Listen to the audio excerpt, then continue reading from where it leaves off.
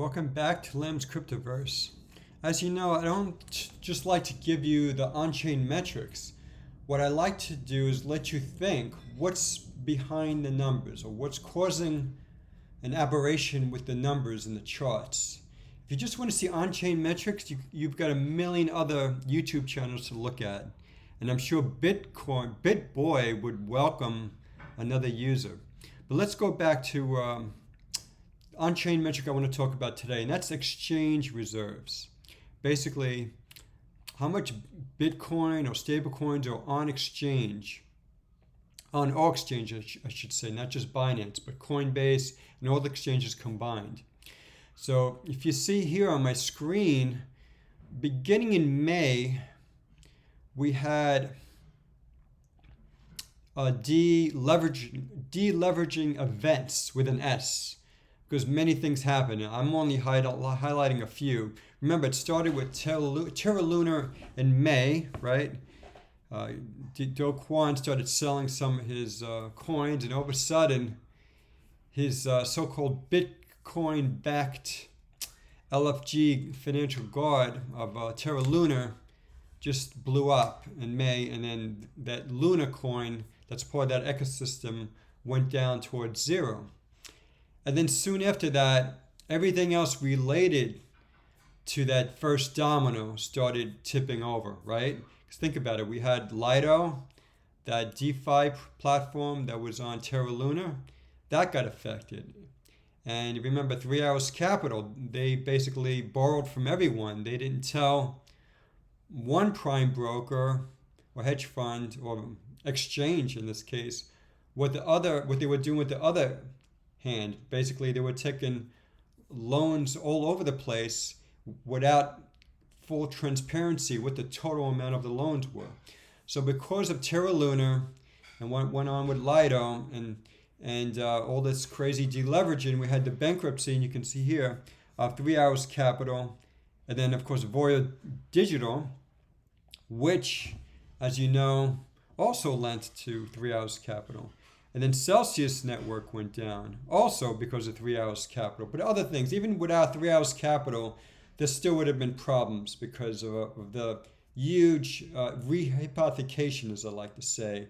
And that, of course, got deleveraged. And here, this website is saying that there's others at risk, like Babel Finance, BitMEX, CoinFlex, FinBlocks, Genesis, and it goes on. And then if you go to the top here, you can see what started it. And this is what I said earlier with the Terra LUNA event. I think that was in May. Let's find that here. Yeah, here we go. The Terra ecosystem experiences growth. And we saw what happened after that. It just crashed. So because of these events, it actually affected some of the on-chain metrics. And that's what I wanted to show you. Oh, here's Terra LUNA, by the way. You could see it crashing from whatever, 100 something, $118 down to zero, basically. But let's go back to what the point of this today's on-chain metric is.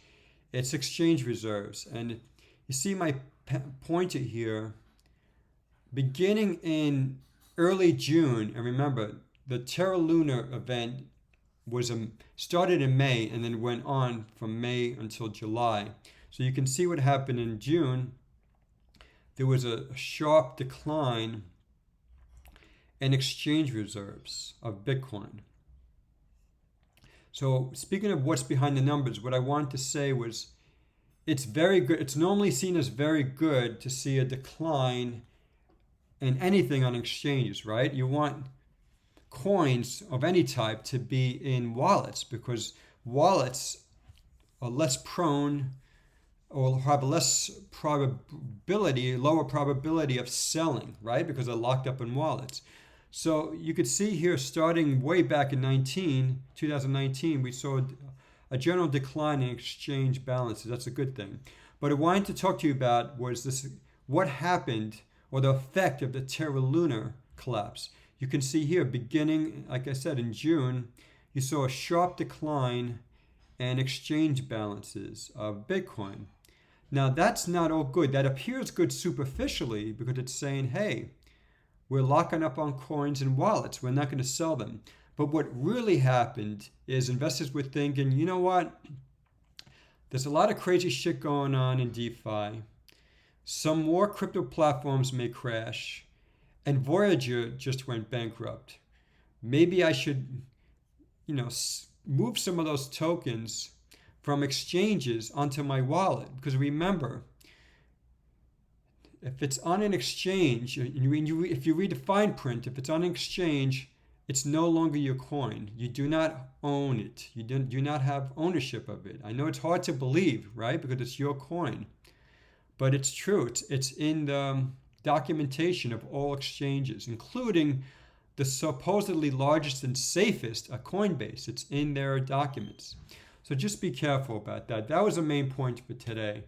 And lastly, I just want to show you, at that time, you can see in June, there was some long liquidations, but this is not enough for a capitulation, because if you go back here through February and May, the capitulation and selling of Bitcoin, especially back in May, was much larger. So again, I've been saying this over and over, we have not seen a capitulation event in Bitcoin and in all cryptocurrency. And lastly, you can see here, this is from CryptoQuant, you can see that exchange reserves of stablecoins have gone up. And I think this is because there's basically been more of a move to safe haven status. This is almost like when investors sell equities and they put that money to work in treasuries, right? As a safe haven asset, right? And sometimes they do that with currencies, with fiat currencies. They'll sell the dollar and buy the Swiss franc. So that's what you're seeing here. So again, thank you all for listening. And again, the point of today's presentation was that you always have to look behind the numbers, behind the charts of why things are happening. Sometimes things look good superficially, but they're not good. So in today's presentation, we talked about exchange reserves having a sharp decline in June and July. But remember, some of that is not a good thing. It's because investors were scared. They were scared that exchanges would go bankrupt and keep all their coins. So thank you all for listening to Lamb's Cryptoverse. And please like us and subscribe to us.